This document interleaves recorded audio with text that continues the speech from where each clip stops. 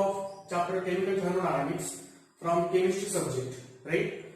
आपण आज केमिस्ट्री मधला नेक्स्ट पार्ट पाहणार आहोत, परंतु त्यापूर्वी आपण काही कन्सेप्ट्स केल्या होत्या. त्या कन्सेप्ट्स म्हणजे सिस्टीम म्हणजे काय, it is a part of universe which is under thermodynamic study. Surrounding म्हणजे it is a part of universe except system. Boundary is interface present between the system and surrounding. Boundary may be real, boundary may be imaginary. हे आपण already पाहिलेलं आहे. त्याचप्रमाणे आपण types of systems पण पाहिलेले आहेत. एक नंबरची टाइप्स ऑफ सिस्टीम मध्ये आपण ओपन सिस्टीम, क्लोज सिस्टीम आणि आयसोलेटेड सिस्टीम पाहिलेलं आहे. ओपन सिस्टीम मध्ये आपण हे बघितलं होतं की there is a transformation of mass as well as energy, okay, between system and surrounding. हे आपण पाहिलेलं आहे ऑलरेडी. बॉइलिंग ऑफ वॉटर, ठीक आहे ना, ओके. त्यानंतर आपण हे पण पाहिलं होतं in a close system there is no exchange of matter between the system and surrounding, but only energy transformation और energy exchange takes place. In an isolated system, neither mass nor energy transfers across the boundary. Okay, हे आपण पाहिलेलं आहे. Total energy of isolated system is a constant, हे पण आपण पाहिलेलं आहे, ठीक आहे ना, ओके. त्यानंतर मी तुम्हाला प्रॉपर्टी शिकवलं होतं, एक्सटेन्सिव्ह प्रॉपर्टी आणि इंटेन्सिव्ह प्रॉपर्टी. इंटेन्सिव्ह प्रॉपर्टीज म्हणजे independent on the matter. Intensive प्रॉपर्टीचे आपण बरेच एक्झाम्पल्स बघितलेले आहेत, आणि जसं की डेन्सिटी आहे, परत तुमचं व्हिस्कोसिटी आहे, सरफेस टेन्शन आहे, प्रेशर आहे, अजून टेम्परेचर, बॉइलिंग पॉइंट आहे, मेल्टिंग पॉइंट आहे. एक्सटेन्सिव्ह प्रॉपर्टी मध्ये आपण बघितलं होतं की the properties which are dependent on the matter present in the system. मग एक्सटेन्सिव्ह प्रॉपर्टी मध्ये आपण मास बघितलं होतं, व्हॉल्यूम बघितलं होतं, एरिया बघितलं होतं, एनर्जी बघितलं होतं, internal energy, Gibbs free energy, हे सर्व आपण एक्सटेन्सिव्ह प्रॉपर्टी मध्ये पाहिलेलं होतं. नंतर आपण बघितलं की स्टेट व्हेरिएबल्स. स्टेट व्हेरिएबल्स आपण पाहिले आहे, आणि स्टेट व्हेरिएबल्स मध्ये आपण बघितलं होतं की टेम्परेचर, नंबर ऑफ मोल्स, परत तुमचं प्रेशर आणि व्हॉल्यूम हे तुमचे स्टेट व्हेरिएबल्स आहेत, थर्मोडायनामिक फंक्शन्स आहेत, ठीक आहे ना, okay. Minimum number of required variables किंवा state variables to indicate the state of thermodynamic system is equal to 2. कमीत कमी 2 व्हेरिएबल्स आपल्याला कोणती पण सिस्टीम इंडिकेट करण्यासाठी लागत असतात. हा क्वेश्चन आपल्या कालच्या सरप्राईज क्विज मध्ये होता, की जी क्विज आपण काल संध्याकाळी 8:30 वाजता घेतली होती. या क्विज मध्ये खूप छान रिस्पॉन्स आला आहे विद्यार्थ्यांचा. 30 आउट ऑफ 30 मार्क्स मिळालेले जवळपास 7 विद्यार्थी आहेत. जवळपास 127 स्टुडंट्सनी ही टेस्ट अटेंड केली होती. बाकीच्या जवळपास 100-100 विद्यार्थ्यांनी ही टेस्ट दिली नाही, कारण आपण सरप्राईज टेस्ट घेत आहोत हे बाकीच्या विद्यार्थ्यांना काही माहित नसावं. परंतु आज संध्याकाळी 8 वाजता फिजिक्स या सब्जेक्टची क्विज होणार आहे, आणि क्विज असणार आहे 40 मार्कांची. 10 मल्टिपल चॉईस क्वेश्चन असणार आहेत. 1 करेक्ट आन्सरला +4, आणि जर तुमचं आन्सर चुकीचं झालं तर तुम्हाला भेटलेल्या मार्क्स मधून 1 मायनस होणार, ठीक आहे ना. जर तुम्ही तो क्वेश्चन अटेम्प्ट केला नाही तर तुम्हाला 0 मार्क्स अलॉट होणार, ठीक आहे. तर तुम्ही सर्वांनी व्यवस्थित प्रॉपर स्टडी करा. आपला निम्मा चॅप्टर झालेला आहे करंट इलेक्ट्रिसिटी. आपण मीटरचे न्यूमेरिकल्स पर्यंत पोहोचलेलो आहोत, आणि त्या पॉईंट पर्यंतच तुम्हाला अभ्यास करायचा आहे. त्यामुळे तुम्ही पाठीमागचे सर्व व्हिडिओ बघा, किंवा तुम्ही जे व्हिडिओ बघत असाल, नोट्स जर प्रिपेअर केले असतील तर त्या नोट्स पण तुम्ही व्यवस्थित रेफर करू शकता. त्यानंतर आपण पाठीमागच्या थर्मोडायनामिक्स पार्ट 3 मध्ये हे पाहिलं होतं की thermodynamic equilibrium 3 part, chemical, mechanical आणि थर्मल. आणि तुम्हाला ते माहित आहे सर्व. मी काल तुम्हाला मेकॅनिकल इक्विलिब्रियम मध्ये क्वेश्चन टाकला होता, ठीक आहे ना. नंतर आपण प्रोसेस बघितलेल्या, की प्रोसेस मध्ये 1 नंबर बघितलं होतं आयसोथर्मल प्रोसेस. आयसोथर्मल, आयसो म्हणजे constant, temperature constant, right. Temperature constant म्हणजे change in temperature is 0, internal energy is constant in case of an isothermal process. त्यानंतर आपण आयसोबेरिक प्रोसेस पाहिलं होतं की pressure is a constant. Iso म्हणजे constant, baric म्हणजे pressure, pressure is a constant. नंतर आपण बघितलं isochoric process, a process in which volume of the system is a constant. ते आपण बघितलं होतं की त्याला आपण आयसोकोरिक प्रोसेस असं म्हणतो. आजच्या सेशनमध्ये आपल्याला सुरुवात करायची आहे next process, and that process is non as adiabatic process. कोणती प्रोसेस असणार आहे? Adiabatic process. Very simple process, परंतु समजून घ्या ॲडियाबॅटिक प्रोसेस. तर ॲडियाबॅटिक प्रोसेस मध्ये कसं असतं? ॲडियाबॅटिक प्रोसेस ही फक्त आणि फक्त आपण आयसोलेटेड सिस्टीम मध्येच परफॉर्म करू शकतो. प्लीज हे वाक्य तुम्ही अंडरलाईन करून ठेवा, लिहून ठेवा, ठीक आहे ना, ओके. ॲडियाबॅटिक प्रोसेस म्हणजे ॲडियाबॅटिक प्रोसेस म्हणजे असतं काय? ॲडियाबॅटिक प्रोसेस म्हणजे की heat transfer across the boundary is equal to 0. Okay, ठीक आहे. म्हणजे कसं ओके, समजा आपण दोन सबस्टन्स घेतले, लेट अस से x प्लस y. ठीक आहे ना. जर प्रोसेस एक्झोथर्मिक असेल तर हीट तयार होईल, हीट बाहेर पसरेल. मग आपण काय करायचं, याला इन्सुलेट करून टाकायचं. ओके, इन्सुलेट करून टाकायचं. मग तुम्ही सांगा मला, इन्सुलेट केल्यानंतर काय होईल?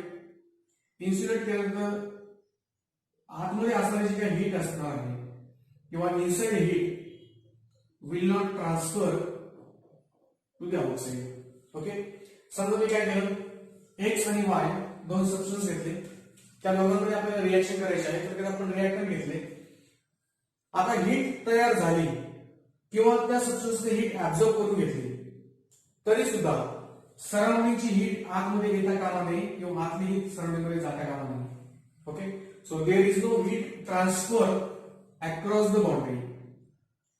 हीट ट्रान्सफर झाली नाही पाहिजे, म्हणजे हीट किती ट्रान्सफर झाली पाहिजे? 0. Okay, thermodynamic process in which heat transfer across the boundary is equal to 0. There is no heat exchange between the system and surrounding. मग आता तुम्ही म्हणा सर हीट बाहेर जात नाही, heat transfer is equal to 0, म्हणजे इंटरनल एनर्जी पण तुमची कॉन्स्टंट राहणार आहे का? कारण हीटच बाहेर जात नाही. इंटरनल एनर्जी बद्दल आपण काहीच बोललेलं नाही, टेम्परेचर बद्दल सुद्धा काहीच बोललेलं नाही. आता तुम्हाला लगेच समजून जाईल, जर समजा आपण x प्लस y हे रिएक्टंट घेतलं आणि या दोघांमध्ये रिएक्शन घडून आणली, आणि जर रिएक्शन तुमची एक्झोथर्मिक असेल, एक्झोथर्मिक म्हणजे काय हे तुम्हाला माहित आहे. एक्झोथर्मिक म्हणजे काय, की ज्या रिएक्शन मध्ये हीट इव्हॉल्व होते, बाहेर फेकली जाते. जर x प्लस y ही रिएक्शन तुमची एक्झोथर्मिक असेल तर आतमध्ये काय तयार होणार आहे, तुमचं हीट तयार होणार आहे. म्हणजे आतमधलं टेम्परेचर वाढेल, आतमधलं सिस्टीमचं टेम्परेचर वाढेल. ओके, टेम्परेचर जरी वाढेल तरी पण हीट बाहेर येणार आहे का? नाही येणार, कारण आपण काय केलं, इन्सुलेट करून ठेवले, वरतून पॅक करून ठेवले. समज सर्वांना.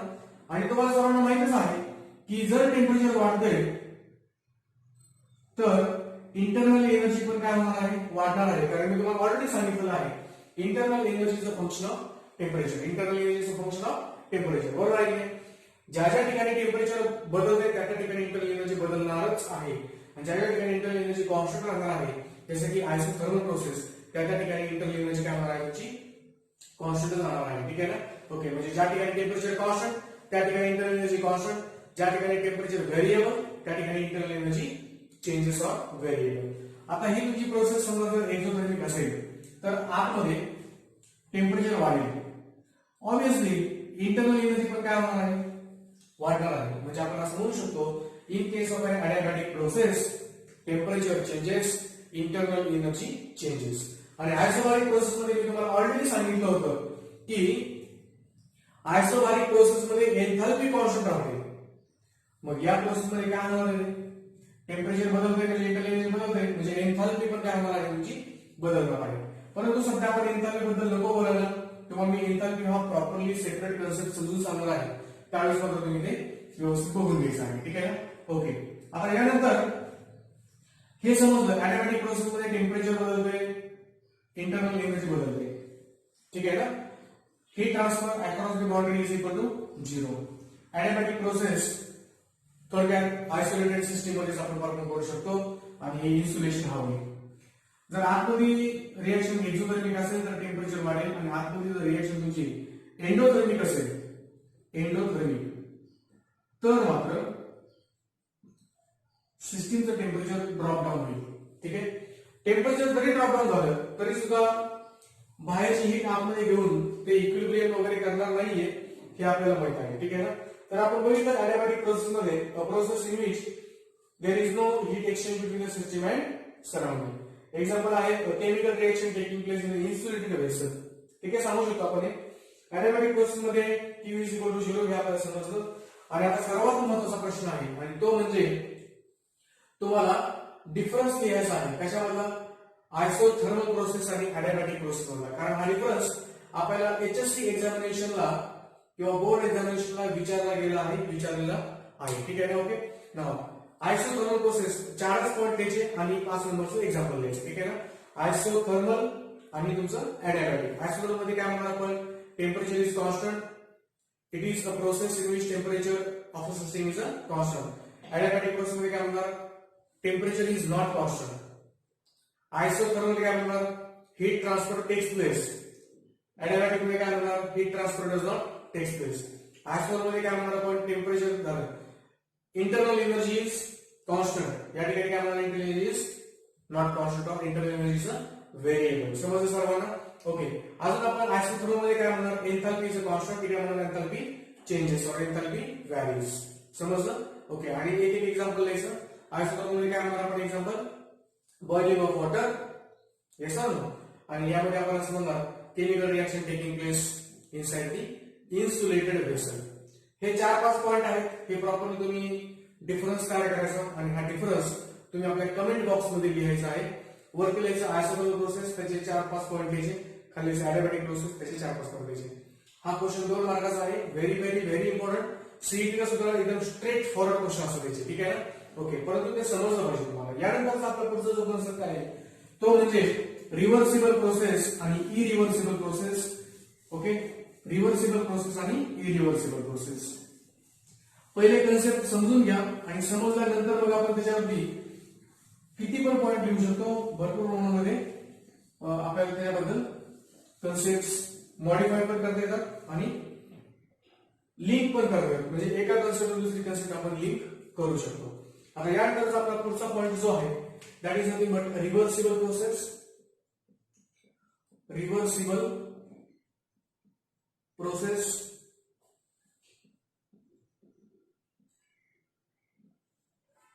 दुसरा जो पॉइंट आहे that is irreversible. Irreversible process. Okay. Reversible आणि इरिव्हर्सिबल. आता रिव्हर्सिबल आणि इरिव्हर्सिबल या कन्सेप्ट समजून घेण्यापूर्वी एक तुम्हाला प्रॅक्टिकल करायचं आहे. ठीक आहे ना? आणि मला गॅरंटी की तुम्हाला ते 100% समजेल. ठीक आहे ना? ओके. आता समजा आपण काय करूया? पिस्टन आणि सिलेंडर अरेंजमेंट घेऊ. पिस्टन आणि सिलेंडर अरेंजमेंट. ओके. हा सिलेंडर आहे आणि हा पिस्टन आणि सिलेंडर अरेंजमेंट आहे. आता काय करायचं आपण? पिस्टन आणि सिलेंडर अरेंजमेंट आपण घेतल्यानंतर यामध्ये तुम्ही असं एखादं वेट ठेवून द्या. वेट पहिले ठेवून द्या. जेवढं वेट तुम्हाला ठेवायचं आहे तेवढं वेट ठेवून द्या. ठीक आहे. आता तुम्हाला हे वेट काढायचं आहे. मग तुमच्याकडे 2 चॉईसेस आहेत. रिव्हर्सिबल आणि इरिव्हर्सिबल प्रोसेस म्हणून सांगतो मी तुम्हाला. 2 चॉईसेस आहेत. तुम्ही काय केलं? पहिल्या केसमध्ये हे वेट थोडं थोडं काढून टाकलं. हे वेट थोडंसं बाजूला काढलं. आता हे वेट थोडंसं बाजूला काढल्यामुळे काय झालं की इथं जे काय तुमची डिस्क आहे ही डिस्क थोडीशी वर आली. बरोबर आहे? थोडीशी वर येणार. हा वेट आपण वरती काढल्यानंतर वेट थोडंसं वर येणार. परत आपण अजून एक काढलं, अजून थोडीशी वर येणार. ओके. ही एक पहिली चॉईस आहे. म्हणजे कसं की समजा आपण सिलेंडरवरती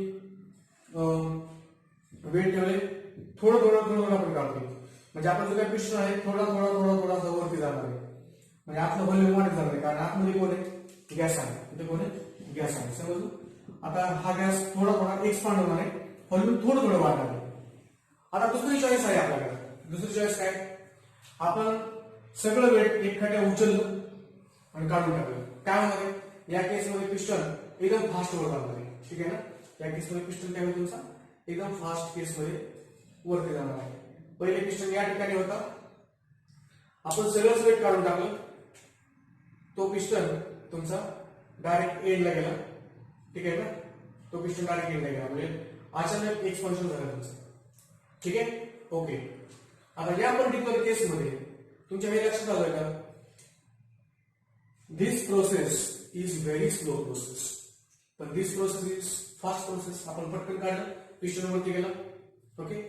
ही प्रोसेस नॉन स्पॉन्टेनियस आहे, हळूहळू होते, non spontaneous.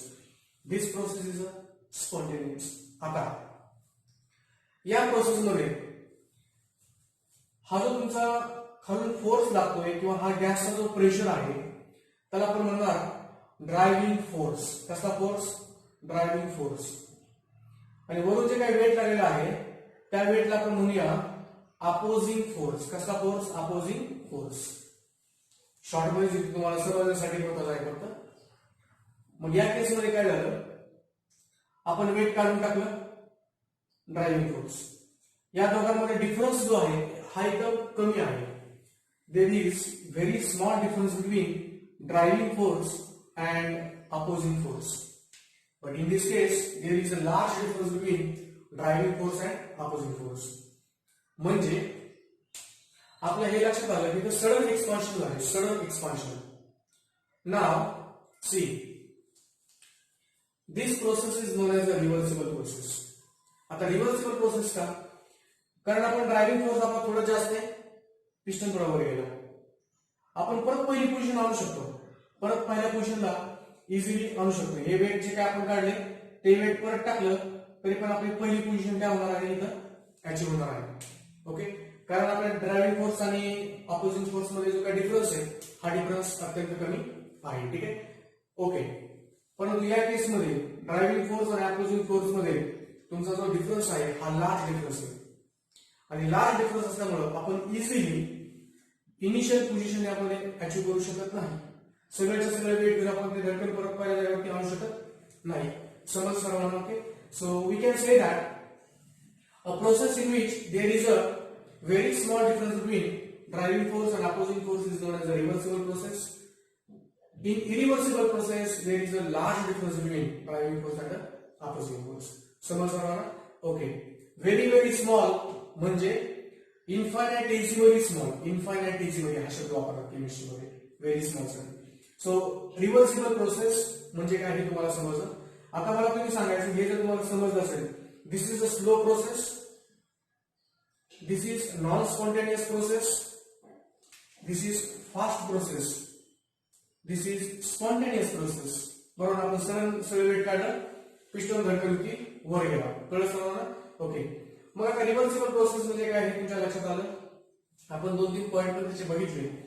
Maximum work is obtained in case of a reversible process. या केसमध्ये गॅस हा मॅक्सिमम वर्क करू शकतो आणि maximum work is obtain in case of a reversible process. परंतु या केसमध्ये मात्र आपण मॅक्सिमम वर्क ऑब्टेन करू शकत नाही. आता या केसमध्ये बघा, reversible process is ideal process और it is a hypothetical process, but irreversible process is real process. समजलं, it is not hypothetical process. आता इरिव्हर्सिबलचं एक्झाम्पल जर तुम्हाला बघायचं म्हटलं, वॉटरफॉल. म्हणजे वॉटरफॉल वरून जे पाणी असं खाली पडते त्यामध्ये तुम्ही जर बघितलं तर ही कोणती प्रोसेस पण आहे, irreversible process. Water falling from the height, right. Okay, परत heat flowing from the high temperature body to low temperature body. It is also irreversible process. So in reversible process आता आपण काही पॉइंट बघूया. आता तुम्हाला एक असाइनमेंट असा आहे की रिव्हर्सिबल प्रोसेस आणि इरिव्हर्सिबल प्रोसेसचा डिफरन्स द्यायचा आहे. हा डिफरन्स मी तुम्हाला प्रोव्हाइड करणार आहे, तो बघून तुम्हाला तुमच्या नोटबुक मध्ये लिहायचा आहे. एकदा या कन्सेप्ट समजला की मात्र तुम्हाला इझिली ते समजू शकता. बघूया आपण रिव्हर्सिबल प्रोसेस मध्ये काय आहे. रिव्हर्सिबल प्रोसेस म्हणजे काय, a process in which driving force and opposing force differ from each other by very small values, infinitesimally small values. त्याच्या उलट आपण इरिव्हर्सिबल मध्ये लिहू शकतो. ते कसं लिहिणार आपण इरिव्हर्सिबल मध्ये, अ process in which driving force and opposing forces differ from each other by large value. बरोबर. आता रिव्हर्सिबल प्रोसेस मध्ये बघा, it is hypothetical process. Irreversible मध्ये बघा, it is natural process. Reversible is a slow process, irreversible is a fast process. This is non spontaneous, this is spontaneous. Maximum work is obtained in reversible process, maximum work is not obtained in the irreversible process. बरोबर आहे. Okay, reversible process is equilibrium at every stage. बरोबर आहे, हे आपल्याला समजतेस. Okay, हे जर मग एक एक्झाम्पल लिहायचं. Isothermal reversible expansion of an ideal gas. Isothermal reversible expansion, बरोबर आहे की नाही? Isothermal reversible expansion. आता आयसोथर्मल एक्सपान्शन मध्ये किंवा आयसोथर्मल रिव्हर्सिबल एक्सपान्शन मध्ये आपण मॅक्सिमम वर्क ऑब्टेन करणार आहोत. इनफॅक्ट आपल्या सिलेबस मध्ये ते डेरिव्हेशन आहे. हे डेरिव्हेशन जनरली बोर्ड एक्झामिनेशनला 3 मार्कला विचारलं जातं आणि सीईटीला त्याच्यावरती क्वेश्चन असतो, ठीक आहे ना? पण ते आपण बघणार आहोत पुढच्या पार्टमध्ये. या केसमध्ये मॅक्सिमम वर्क ऑब्टेन करू शकतो. एक एक एक्झाम्पल लिहायचं. म्हणजे आता तुम्हाला एक काम आहे, तुम्ही काय काय करायचं आज ऍडियाबॅटिक प्रोसेस बद्दल लिहून काढायचं व्यवस्थित. तुम्हाला नोट्स प्रोव्हाइड करतो आहे मी आपण लेक्चर नंतर. ऍडियाबॅटिक आणि आयसोथर्मलचा डिफरन्स लिहायचा आहे. 3 नंबर तुम्हाला रिव्हर्सिबल प्रोसेस वरती नोट लिहायची आहे. 4 नंबरला तुम्हाला इरिव्हर्सिबल प्रोसेस वरती नोट लिहायची आहे. आणि 5 नंबरला तुम्हाला रिव्हर्सिबल प्रोसेस आणि इरिव्हर्सिबल प्रोसेस मधला डिफरन्स लिहायचा आहे. आज तुम्हाला एवढंच काम आहे, तर तुम्ही ते प्रॉपरली करा. आणि हे सगळं केल्यानंतर हा जो असाइनमेंट आहे, हा असाइनमेंट आपल्या ऍप वरती सबमिट करा. समजलं सर्वांना? ठीक आहे. तर आपण आज या ठिकाणी थांबूया. All the best.